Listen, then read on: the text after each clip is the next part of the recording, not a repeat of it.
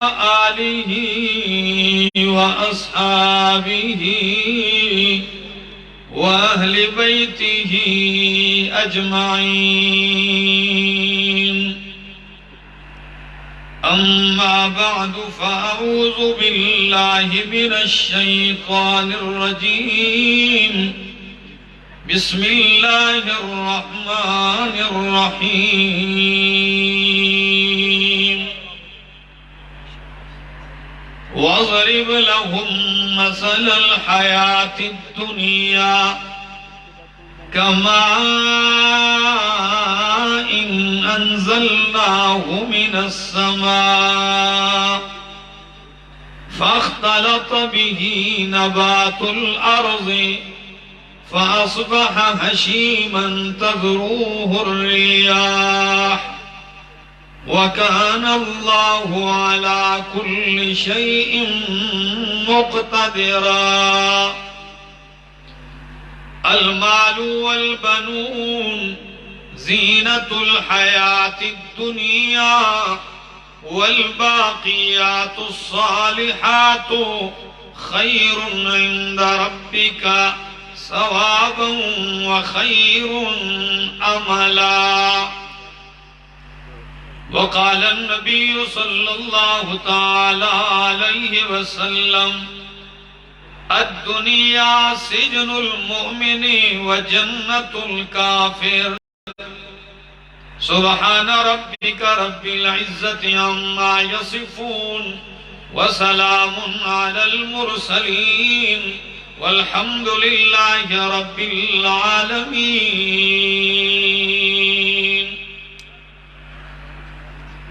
آدمی کا جسم کیا ہے جس پہ شیدا ہے جہاں ایک مٹی کی عمارت ایک مٹی کا مکان ہے خون کا گارا بنایا گیا اینٹ جس میں ہڈیاں چند سانسوں پہ کھڑا ہے یہ خیالی آسمان موت کی پرزور آندھی آ کے جب ٹکرائے گی یہ عمارت ٹوٹ کر پھر خاک میں مل جائے گی انتہائی قابل عزت قابل احترام ذی قدر وذی وقار علماء کرام شیوخ عظام اور صوبہ پنجاب کے اس عظیم الشان اجتماع میں شرکت کرنے والے میرے غیور موحدین دوستو بحمدللہ کہ صبح سے آپ کا یہ اجتماع رواں دواں ہے علماء کرام کے بیانات جاری ہیں اور آج پنجاب کے موحدین دوستوں نے ثابت کر دیا کہ وہ کس طرح اجتماعیت کا ثبوت دیتے ہیں اور کس طرح توحید و سنت کی خاطر اپنی تمام تر مصروفیات بالائے طاق رکھتے ہوئے آج دن بھر یہاں بیٹھے ہیں یقیناً بڑے عرصے سے یہ چاہت تھی کہ پنجاب کے اندر کوئی ایسا اجتماع بنے ایسا کوئی ماحول بنے نظم بنے کہ جس کے نتیجے میں ایسے موحدین کا ٹھاٹھے مارتا ہوا سمندر منظم ہو جائے مطمئن ہو جائے لیکن امیر محترم نے پنجاب کے اندر خود بنفس نفیس گھوم کر پھر جن شخصیات کا انتخاب کیا یقیناً آج جس طرح صوبہ پنجاب کی یہ باڈی یہ خراج تحسین کی مستحق ہے تو اس سے کہیں بڑھ کر اس قافلے کے امیر اور اشاعت التوحید و سنت کے موحدین کے سالار شیخ القرآن والحدیث قائد انقلاب قرآنی حضرت علامہ مولانا محمد طیب طاہری صاحب وہ صدبار خراج تحسین کے مستحق ہیں کہ الحمدللہ آج یہ مکھن اکٹھا ہو گیا ہے اور انشاءاللہ آج ان کی یہ بھرپور شرکت بتا رہی ہے کہ انشاءاللہ توحید و سنت کا پرچم لے کر اس مشن کو انشاءاللہ دنیا کے کونے کونے تک پہنچائیں گے۔ دوستو وقت تھوڑا ہے اور مضمون مجھے دیا ہے علامہ بکھروی صاحب نے فون پہ پہلی بات یہ کی کہ آپ کا موضوع ہے فکر آخرت۔ میں نے کہا آخرت کی فکر مجھے دے دو، یہ میرے لیے کافی ہے۔ تو بہرحال دوستو الحمدللہ کہ آج جو ہم اکٹھے ہیں، یہ جو محنت کر رہے ہیں اسی آخرت کے سنوارنے کے لیے کر رہے ہیں کہ ہم اللہ کی بارگاہ میں سرخرو ہو جائیں، دنیا کے ان جمیلوں سے نکلیں، رب کی آخرت جو آخری فیصلہ جو ہے جسے یوم الآخرہ کہا جاتا ہے، جسے مالک یوم الدین یوم الدین کہا جاتا ہے، اس دن کی تیاری کی جائے۔ میرے دوستو یہی وہ حقیقت ہے جو قرآن نے ذکر کی ہے، یہی وہ حقیقت ہے جو آپ کو بتلائی جا رہی ہے۔ عقل انسانی تھوڑا سا تدبر کرے تو وہ سمجھ جاتا ہے کہ ایک جہان ایسا ہونا چاہیے، کیوں کہ اس دنیا میں ہر انسان کو اس کے عمل کا صلہ نہیں ملتا۔ ایسا ہے کہ نہیں؟ ہر انسان کو اس کے عمل کا صلہ اس دنیا میں نہیں ملتا، ہر ظالم کو اس کے ظلم کی سزا اس دنیا میں نہیں ملتی۔ تو پھر عقل بھی تقاضا کرتا ہے کہ ایک ایسا جہان ہونا ضروری ہے کہ جہاں ہر انسان کو اس کے عمل کا پورا صلہ ملے، ہر ظالم اور جابر کو اس کا پورا اس کو سزا ملے۔ اور یہ لازمی آپ کو ماننا پڑے گا کہ قیامت کے بعد ایک دن آنے والا ہے جسے یوم القیامہ کہا جاتا ہے، جسے یوم الآخرہ کہا جاتا ہے۔ 360 دن ہے سال میں، پورے قرآن میں اللہ نے لفظ یوم کو 360 مرتبہ دہرایا ہے۔ جس دن کی بھی فکر کرنی چاہیے۔ آپ نماز ہی سے آغاز کرتے ہیں، کہتے ہیں مالک یوم الدین، مالک یوم الدین۔ اللہ مالک ہے قیامت والے دن کا، انصاف کے دن کا۔ دین کما تدین تدانو، جیسے کرو گے ویسے بھرو گے، یہ جزا و سزا کا دن ہے۔ اور فاتحہ ختم کرنے کے بعد آپ کہتے ہیں وَبِالْآخِرَةِ هُمْ يُوقِنُونَ، کہ مومن آخرت کے اوپر یقین رکھتے ہیں، تقویدار کا آخرت کے دن پہ یقین ہے۔ یہی وہ حقیقت ہے جسے کوئی جھٹلا نہیں سکتا۔ دنیا جتنی بھی ترقی کر جائے، دنیا جتنی بھی مضبوط ہو جائے، جب میرے رب کا وہ قانون آئے گا، جب میرے رب کا وہ فیصلہ آئے گا، کوئی دنیا کی طاقت ٹھہر نہیں سکے گی، کوئی مضبوط پہاڑ ٹھہر نہیں سکے گا، نہ یہ کروڑوں سال سے چمکنے والا سورج ٹھہر سکے گا، اور نہ ہی یہ کرنے کرنے والا چاند ٹھہر سکے گا۔ قرآن نے اس حقیقت کو اس لفظ میں یوں بیان کیا، کل من علیہا فان۔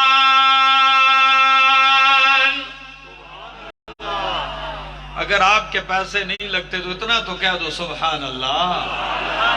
کل من علیہا فان، کل کی کل جتنی بھی اس دنیا پہ آباد ہیں، سب پہ فنا نے آنا ہے، سب نے فنا ہو جانا ہے۔ نہ کوئی شاہ رہے گا، نہ کوئی گدا رہے گا، نہ کوئی بادشاہ رہے گا، نہ کوئی غریب رہے گا۔ یہ کوئی نہ سمجھے میں حسین ہوں میں رہ جاؤں گا، یہ کوئی نہ سمجھے میں ماں باپ کا لاڈلا ہوں بچ جاؤں گا، یہ کوئی نہ سمجھے کہ میں تو بادشاہ ہوں بچ جاؤں گا، میرے ساتھ فوج ہے بچ جاؤں گا، میرے ساتھ گارڈ ہے بچ جاؤں گا، میں تو طبیب ہوں بچ جاؤں گا، میرے پاس ڈاکٹر ہے بچ جاؤں گا، میرے پاس دولت ہے میں بچ جاؤں گا۔ نہ میرا دوست، یہی وہ قانون ہے جسے کوئی نہیں ٹھکرا سکتا۔ اس دنیا میں آپ کو نبیوں کے منکر، ولیوں کے منکر، قرآن کے منکر، اللہ کے منکر ملیں گے، لیکن موت ایسی چیز ہے کہ اس کا منکر آپ کو کوئی نہیں ملے گا۔ اس لیے یہی وہ حقیقت ہے، اسے تسلیم کر لو اور اس کی تیاری کر لو۔ اللہ جب کسی کو ہدایت دینے پہ آتا ہے تو اس کا سینہ کھول دیتا ہے۔ کیا کر دیتا ہے؟ یشرح صدرہ للاسلام، اس کا سینہ کھول دیتا ہے۔ صحابہ کرام نے پوچھا یا رسول اللہ صلی اللہ علیہ وسلم کیسے سینہ کھول دیتا ہے؟ اب کیسے پتہ چلے گا کہ سینہ اللہ نے کھول دیا؟ فرمایا نور یقذف فی قلب المؤمن، وہ ایک نور ہوتا ہے جو اللہ مومن کے دل میں ڈال دیتا ہے۔ جب وہ نور دل میں آتا ہے فَيَنْشَرِحُ الْقَلْبُ وَيَنْفَسِخُ، دل پھول جاتا ہے، دل پھیل جاتا ہے، انشراح نصیب ہوتا ہے۔ صحابہ کرام بھی عجیب ہستیاں ہیں، فوراً پوچھا وَهَلْ لِذَلِكَ مِنْ عَمَارَةٍ، اے اللہ کے پاک پیغمبر سینہ کھلتا ہے اسلام کے لیے کیونکہ نور پڑتا ہے، تو کیا نشانی ہے اس کی کوئی کہ پتہ چل جائے میرے دل میں وہ نور پڑ گیا ہے؟ اس کی کوئی نشانی ہے؟ فرمایا ہاں ہے اس کی نشانی۔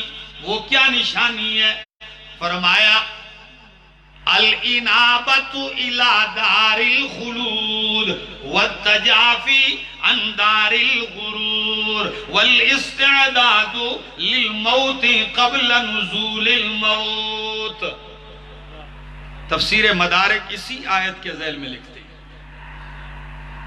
کہ جب یہ نشانی ہے سمجھ جاؤ اس کے دل میں اللہ نے نور اتار دیا ہے۔ کیا؟ التجافی عن دار الغرور، دھوکے کے اس گھر سے جب اس کا دل بھر جائے، والانابۃ الی دار الخلود، اس ہمیشہ کے گھر کی طرف جب دل مائل ہو جائے اور موت سے پہلے موت کی تیاری شروع کر دے تو سمجھو اللہ نے اس کے دل میں نور اتار دیا ہے۔ اللہ ہمارے دلوں میں یہ نور اتار دے۔ باقی اس دنیا کے اندر تاریخ گواہ ہے، تاریخ گواہ، یہ تو میری زندگی کے اندر ہے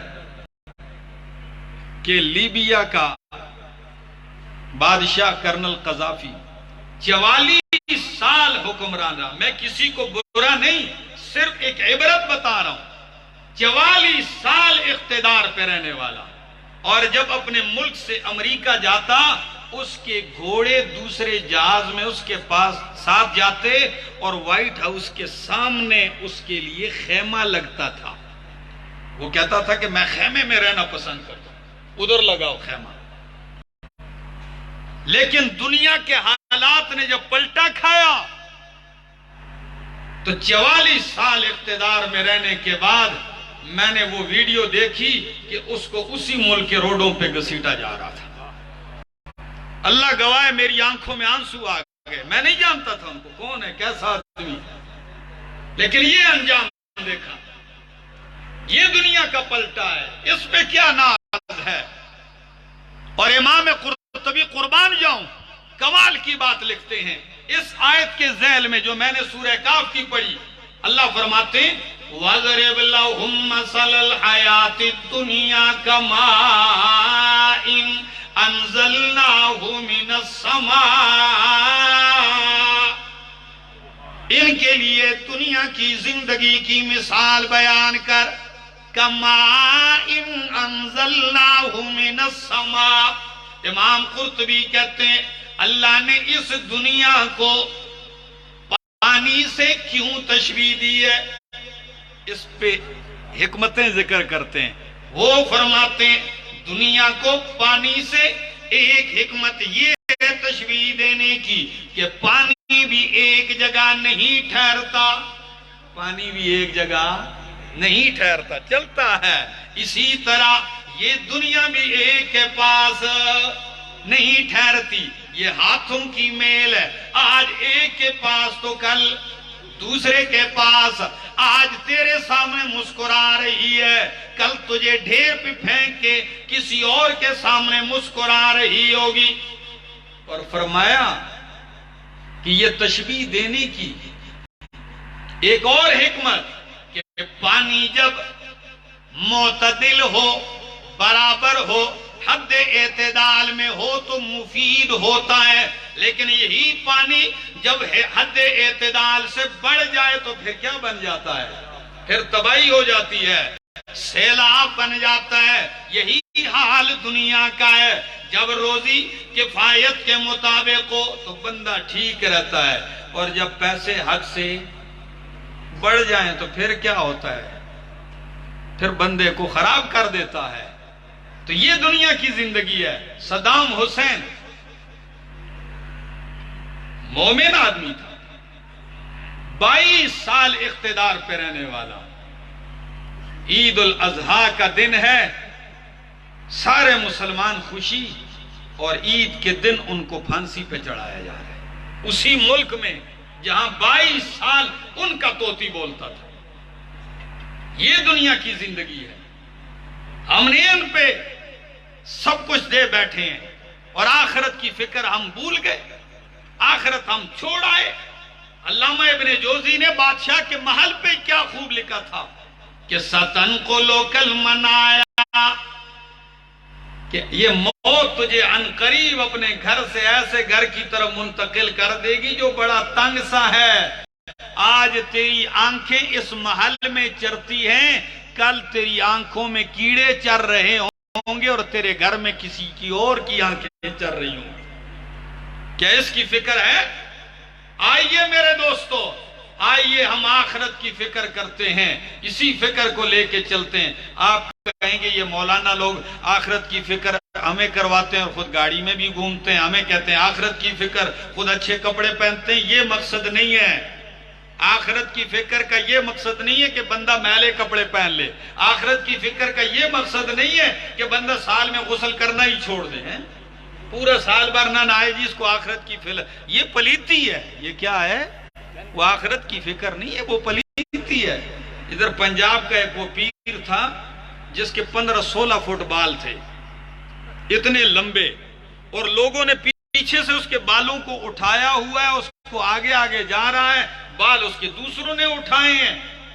میرے خیال سے اگر صابن سرف سے دھویا جائے تو مشکل ہے، ہاں سرو اسٹیشن پہ اگر دھویا جائے اس کو، جہاں ٹرک دھوئے جاتے ہیں۔ لوگ کہتے ہیں اب آپ بتاؤ کیا یہ پیغمبر کا دین ہے؟ لوگوں نے دین سے مذاق بنایا ہوا ہے۔